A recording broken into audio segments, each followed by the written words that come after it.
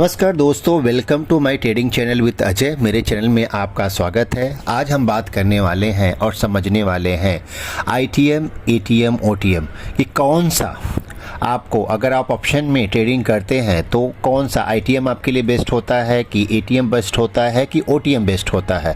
ये बहुत ज़्यादा बिगिनर के लिए बहुत जो है सोचना पड़ता है और एक डिसीजन बनाना पड़ता है लेने के पहले। कभी कभी आपने अगर ओटीएम ले लेते हैं तो ओटीएम का पैसा बढ़ जाता है और कभी नहीं बढ़ता है, तो उसके पीछे का रीज़न क्या होता है बिहाइंड दिस, तो आज हम इस वीडियो में डिस्कस करेंगे और आपको हर एक चीज़ मैं इस वीडियो में समझाने वाला हूँ।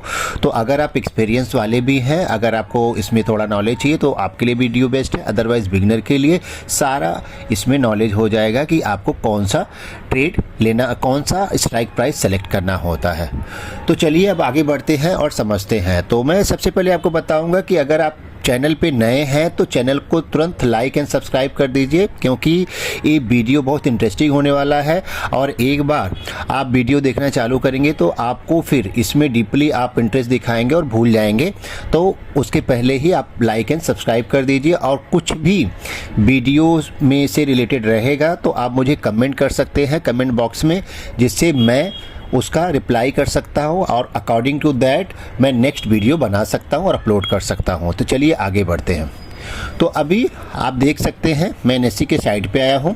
एनएससी के साइट पे आप देखेंगे तो एनएससी के साइट पे आपको चार्ट दिख रहा है। यहाँ जाना है, Nifty, bank Nifty, fin Nifty, mid cap Nifty, ये चार में आप ट्रेड कर सकते हैं एनएससी में, नेशनल स्टॉक एक्सचेंज में।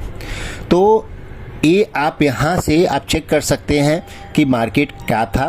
और इसमें आप देखेंगे चार्ट पे आप देख रहे हैं कि आपका जो लेफ़्ट साइड में है डार्क है, इसको एक कॉल साइड है, और जो पुट साइड है राइट हैंड साइड में है आपके साइड में, तो जो वाइट कलर का अभी हम कॉल साइड में देखते हैं।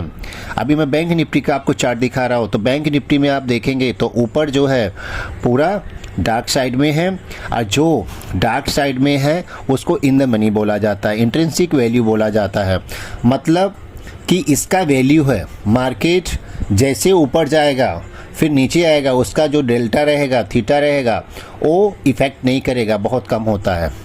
तो उसमें आपको लॉस कम होता है। इंट्रिंसिक वैल्यू में क्या होता है, ध्यान से आप सुनिएगा कि जब मार्केट ऊपर जाता है तो जाएगा उतना ऊपर, और नीचे आएगा तो सेम नीचे आएगा, फिर ऊपर जाएगा तो सेम ऊपर जाएगा। क्यों जाएगा कि वो स्ट्राइक प्राइस जो आप सेलेक्ट करते हैं आईटीएम की, वो आपके जो पॉइंट्स होते हैं निफ्टी के, वो पॉइंट जैसे पहले गया था ऊपर वैसे ही फिर से अगेन ऊपर जाएगा जब तक इन द मनी में है।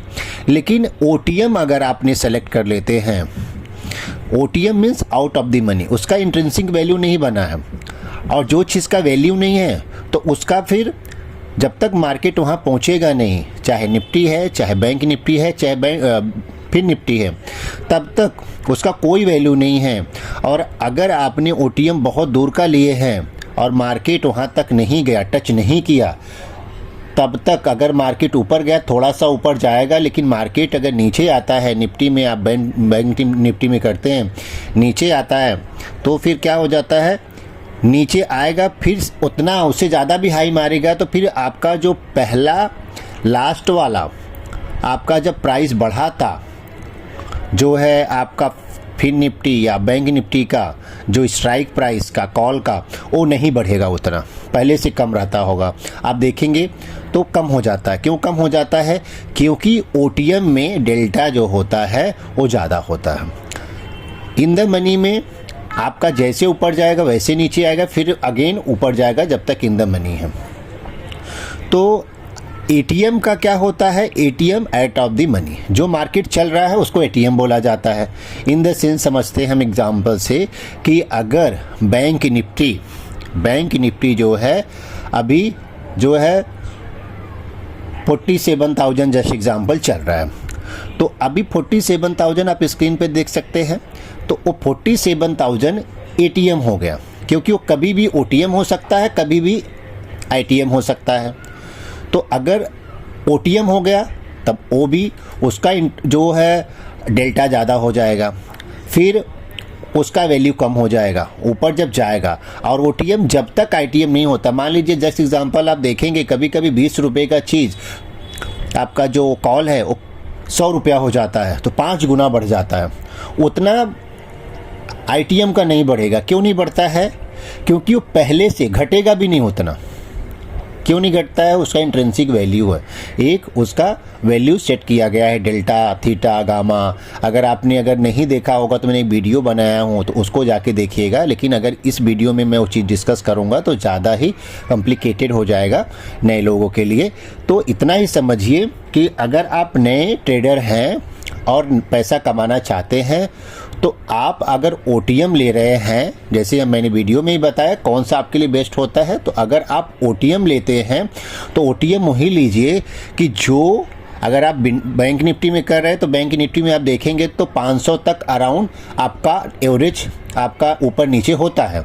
तो आपको 500 के नीचे तक ही होना चाहिए कि आपका प्राइस अगर ऊपर जाता है तो 500 तक नज़दीक में कौन सा ओटीएम आता है, क्या वो इन द मनी हो जाएगा? यस, 500 अगर जस्ट एग्जांपल 47,000 है और 47,400 का आप लेते हैं या 47,300 का लेते हैं तो अभी 300 पॉइंट इजीली अचीव हो सकता है अगर ऊपर जाएगा, तो आपका इन द मनी हो जाएगा ओटीएम। तो आपका प्राइस उसमें आपको प्रॉफिट ज़्यादा होगा। तो ध्यान देने वाली बात है कि बहुत 47,000 है तो 48,000 का नहीं लेना है, वो भी ओटीएम है लेकिन वो इन द मनी नहीं होगा। उसके लिए 1000 निफ्टी जाना पड़ेगा ऊपर। 1000 जाने के लिए मार्केट में बहुत ज़्यादा मोमेंटम होने की ज़रूरत है, कुछ ऐसा न्यूज़ आएगा तो ही ऊपर या नीचे जाएगा। तो ये ध्यान देने वाली बात ही होती है। तो आईटीएम अगर आप यूज़ कर रहे हैं तो इसके साथ अभी ओटीएम हम क्लियर हो गए। ओटीएम कब लेना है और ओटीएम कौन से प्राइस का लेना है कि जो नियर बाई हो। नियर बाई जितना निफ्टी में आप देखेंगे 100 पॉइंट का ओटीएम चलेगा आपको। 50 पॉइंट का सेफर साइड के लिए लीजिए।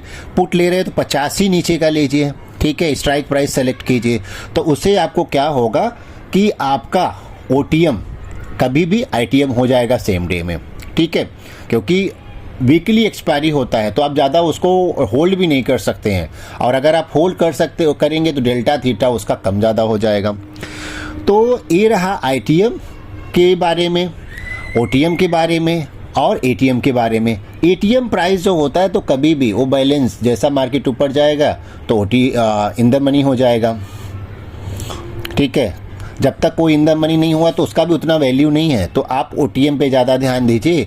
और अगर आपके पास पैसे है तो इन द मनी लीजिए। इन द मनी इसके लिए कि मार्केट अगर कंसोलिडेटेड है, इन द मनी अगर मार्केट कंसोलिडेटेड है तो इन द मनी आपको पैसा उसमें कमा सकते हैं, तब ओटीएम आपका काम नहीं करेगा। क्यों नहीं ओटीएम काम करेगा? 10 पॉइंट ऊपर जाएगा तो 40 रुपया वाला 50 हो जाएगा, ठीक है। और फिर जैसे ही 50 पॉइंट नीचे आएगा तो आपने जस्ट एग्जांपल 50 पॉइंट ऊपर गया तो 40 वाला मान लीजिए आपका 30 हो गया। बैंक निफ्टी का मैं बात कर रहा हूँ, 40 वाला 70 हो गया। लेकिन अगर नीचे आएगा तो 40 फिर नहीं रहेगा, वो 30 हो जाएगा, तो आपका नुकसान हो जाएगा। तो इसके लिए आपको कंसोलिडेशन साइडवेज मार्केट में अगर आप ट्रेड कर रहे हैं तो आपको आईटीएम में ट्रेड करना चाहिए, और अगर मार्केट वन डायरेक्शन में है तभी आपको ओटीएम लेना है। एटीएम ठीक है, एटीएम में ज़्यादा मैं इंटरेस्ट नहीं दिखाता हूँ क्योंकि एटीएम का कोई वैल्यू नहीं है, वो कभी भी ओटीएम हो जाता है, कभी भी आईटीएम हो जाता है। तो मार्केट का डायरेक्शन अगर आपको क्लियर पता है तो ओटीएम में ट्रेड कीजिए। मार्केट कंसोलिडेशन और साइडवेज है तो आप आईटीएम में ट्रेड कीजिए। तो ये रहा ओटीएम, आईटीएम और एटीएम के बारे में। तो आपका आई थिंक जो क्वेश्चन जो मोस्टली रहता है बिगिनर का वो क्लियर हो गया होगा। तो ये वीडियो आप देखिए, समझिए, ठीक है। अगर वीडियो अच्छा लगता है तो प्लीज़ लाइक एंड सब्सक्राइब करना न भूलें, और कोई भी वीडियो अगर आपको चाहिए कोई टॉपिक पे तो आप मुझे कमेंट कीजिएगा तो मैं बना के अपलोड कर दूंगा। Thank you so much.